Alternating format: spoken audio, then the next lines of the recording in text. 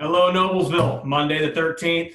Quick check-in for you. Going to go over some general things, some ideas and some assignments we have for you this week, and then also just a real quick week's overview. So first things first, one of the thoughts I wanted to give you was be creative with your cardio. You know, take this time to find some new things, try some new things. I heard from some of the swimmers that they were out playing Frisbee and trying to improve their Frisbee skills. That's awesome stuff.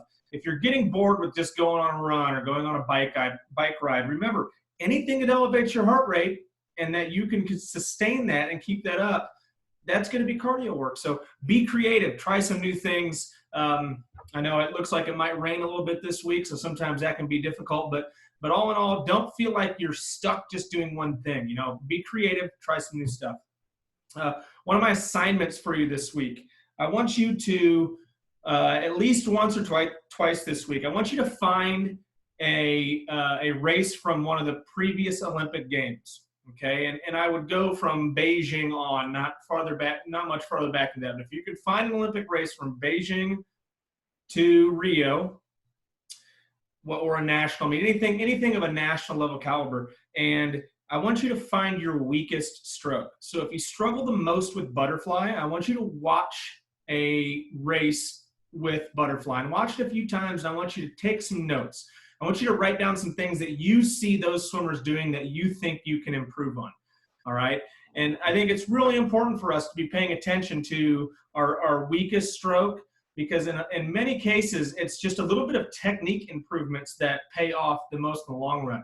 You're not going to train your weakest stroke better, but you can change some skills, change some techniques, improve some fundamentals of your stroke, and really see a big difference in the speeds that you can swim your weakest stroke with. So this week, once or twice, find a race with some of our national swimmers, some of our Olympic swimmers, watch them swim your weakest stroke, take some notes, write them down. And then if you're really feeling adventurous, you know, go ahead and email your coaches. Email that stuff to your coaches. We'd love to see what you're thinking about, what you're watching, what you're seeing, and go from there.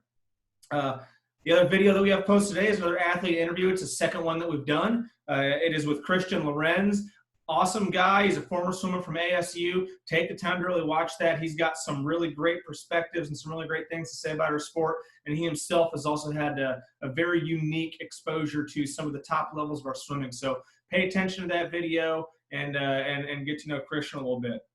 Later this week, we got the next go through with the workout. So again, seniors, you'll get the workout emailed to you. You got 2 workouts that are kind of following our dryland program of as close as we could of what we would be doing if we were in the weight room. Obviously, it can't be perfect, but we're making the best out of what we can. There's going to be some new variations to things you see there.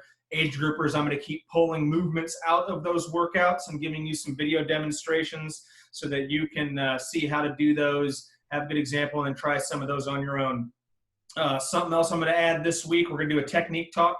I figured out how to kind of run a PowerPoint behind these videos. So I'm going to run you through a technique talk this week of just talking about freestyle, starting pretty simple. All right. If you're in the senior team and you were with the group and back in what would have been last August or last September, you've probably seen this same presentation, but I think it's good. It's not very technical. It's just some of the basic fundamentals and some things that at the end of the day, if you can really perfect those elements, you're going to see a huge amount of improvement with your strokes. Obviously, the movement demos that I talked about, we'll be doing those. And the last thing, on Friday, again, we're going to have that next installment of goal setting. And this time, now that we've kind of laid some of the foundation of how you can really think about your goal setting, we're going to start getting you a little more active in the goal setting process and start giving you some ideas of how you can communicate these goals to yourself, to your coaches, and also to your teammates, because I think it is important that your teammates have an understanding of some of those also. So enjoy the videos today. I will be seeing you guys tomorrow on some of those movements, and I will talk to you later.